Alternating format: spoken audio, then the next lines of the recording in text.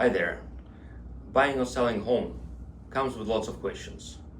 That's why we teamed up with RBC's one of the top mortgage experts, Niyazi. Please tell about yourself. Well, thank you for having me, Sergey.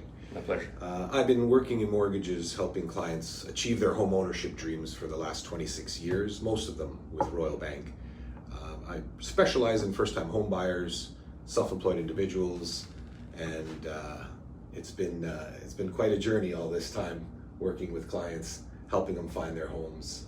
It's very satisfying to me, and I'm really happy when I'm able to help a client out and get them into the home that they want. So in my day-to-day, I get my clients asking questions which I just can't answer. These are realtor questions, important ones. And one of the big ones is it a good time right now to purchase a home in today's environment, today's market? It's a good question, and once again, it can't be answered yes or no. It's basically the most important thing. You look at the factors.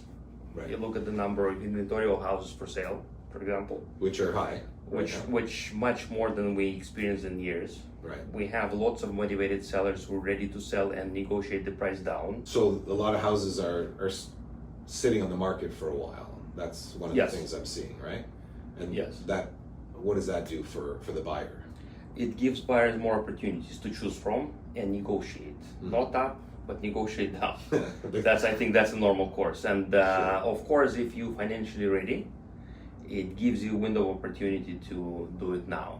Of course, some people prefer to wait for the mortgage rates to drop, but once again, it might create a competition on the house of your choosing. Right. And that might change the outcome of your bidding. Yeah. If you have multiple offers. So I would say yes, now if you financially ready, it's a good opportunity to. So it's a buyer's market. In most of the areas, There's yes. negotiations possible. Of course. Yeah. And values are down overall year over year. Correct. Wow. Correct. Yeah. So it is a good time to buy. It is. If you're ready. So now I have a question that only mortgage specialists can answer. When I meet with potential buyers, the first question, how much can I afford? Yeah. And before I start showing them houses, I usually send them to you or other mortgage specialists to verify their possibilities. Yeah, that's a question I get all the time as well. How much can I afford? That's really at the top of everyone's mind when you're looking for a home, because that sets your expectations of what you can buy. If you can afford this much, there's only certain homes in certain areas. If you're going to get approved for more, you can buy different homes in different areas. So, and I imagine it's an important question for you too, because you need to find a property in the price range that they can afford, in the area they can afford, based on what they can afford. Exactly. And well, there's a complicated long answer, there's a easy short answer, and if you wanted to just run numbers, the short answer is 4 times your income, household income, is the amount of mortgage that you qualify for. That runs across all rates and all programs and all down payments. The purchase price then would be how much you could bring to the table for down payment on top of what that 4-time calculation is. So 4 times your income plus your down payment, that's your purchase price. That's what you can afford. The longer answer is you got to meet with a mortgage specialist. We got to run all the numbers based on the rate, based on the term that you're looking for and all this. That's what we do, and it's called a pre-approval. That's when the bank has an opportunity to run the numbers in the system, find out exactly where we lie with regards to how much you can afford.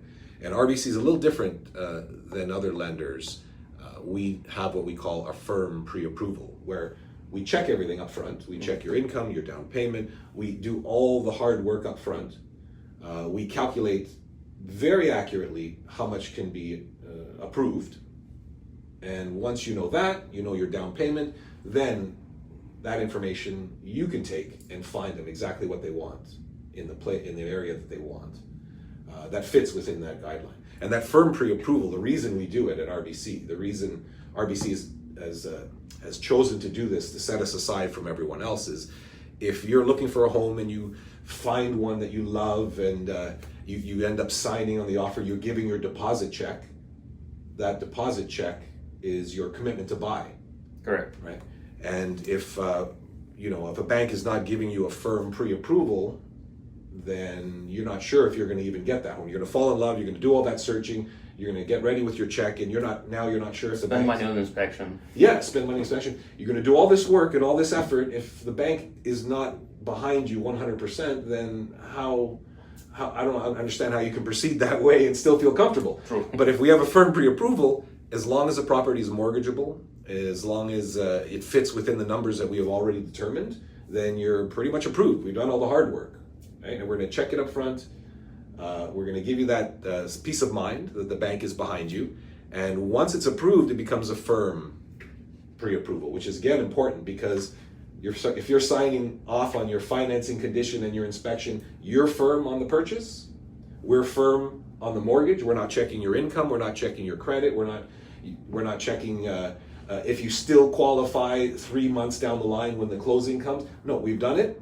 You've committed to the purchase. We've committed to you. We're behind you on closing day. There is no questions. Which gives buyer peace of mind. It must be. It's too big a purchase. It's too important a decision. It's too much of an investment into something not to have certainty. And in this uncertain world, certainty is number one. At least something is certain, for sure. One thing I'd like to know, and maybe this will be helpful for your viewers, is what are the top mistakes made by first-time home buyers? Things they can avoid, things they should and shouldn't do. Okay, I think number one, and I think we already covered it, it's skipping the pre-approval. I stress it out all the time. Before you do anything, especially before you put an offer in, you have to get pre-approval, but we just covered it. So skipping pre-approval, number one. Right. Problem. Right. Mistake number two, underestimating closing costs. Sure. Because that's, you have to know your expenses before you commit. And what are the typical closing costs numbers? So the biggest expense is land transfer tax, Right. which is unavoidable. It has to be paid, and it's varies, depends on the price of the property. Sure. So it can be between 10, 15, 20, 30, 40, $50,000, depends on the price. But Right. once again, that's the main chunk of expenses: land transfer tax, Land transfer tax, legal fees, inspections. inspections. That's if you're buying a newer property, it's can be development charges as well. Development. Oh, Partially that you have to pay. So you don't hear about that very often. Yes. So some of the charges passed on to the buyer. So you have, before you commit, you have to know exactly what's happening. And one of the other mistakes that not covered, it's getting your emotions involved in the price.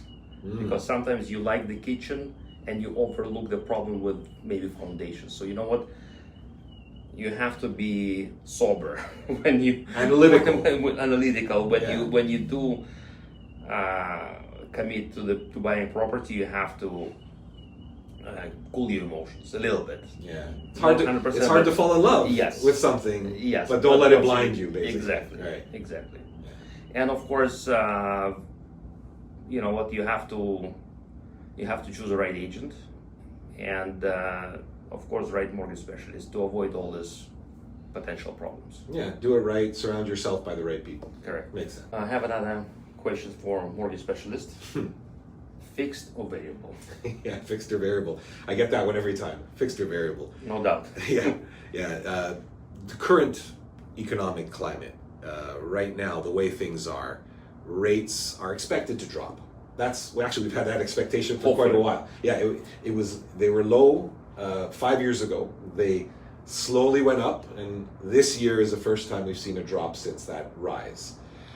Fixed rates have come down. The pressure on the bond market based on the economy and the insecurity or uncertainty in the economy has pushed that bond market upwards, which means our fixed rates have slightly creeped up, and they may still go up a little bit.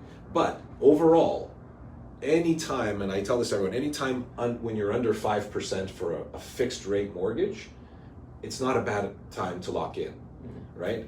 We've seen rates much higher. We've seen rates much lower. I don't think we're going to get to that 1.99 rate that we've seen in the past, the last 5 years ago.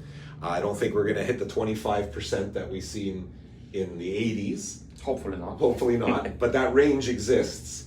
And on average, anytime you're below 5%, you're ahead of the game, right? So if you were to lock it in right now, it wouldn't be a bad idea, whether it be short-term, long-term, because we don't know after 3 years if the rates are good, after 5 years if the rates are good. Pick a term that's comfortable for you, that fits within your future buying plans, whether you might want to sell that investment property in 2 years, so take a 2-year, take a 5-year if you feel that's better. If it's your primary residence where you're living, a longer term, like a 5 year, is not a bad idea. Again, anytime you're under 5, you're going to be happy with that rate. That's the fixed. The variable, that the Bank of Canada has been thinking about, and the economists have been thinking about, that the rates should be going down on the variable. So choosing a variable right now might also be a good idea because the rates are expected to go down. The Bank of Canada has held off for the last few rate announcements. But Yes.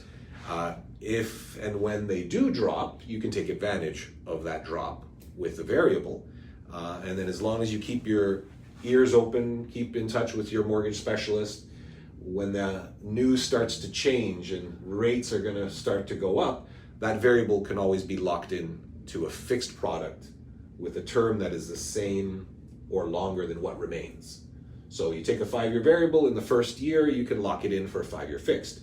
After the second year you can lock it in for a 4 or a 5. So you can ride that roller coaster down on the variable, and then when you hear about rates possibly on the rise, lock it in, and then you've taken advantage of both a fixed and a variable rate.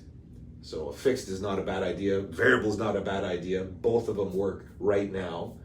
Both of them are recommended. And as far as what does the bank think rates are where they're going, well, I don't think anyone really knows, to be honest. Yeah, it's hard to predict. It's hard to predict. Yeah, it's hard to predict at this stage with the economic turmoil around the world in the U.S. and in Canada.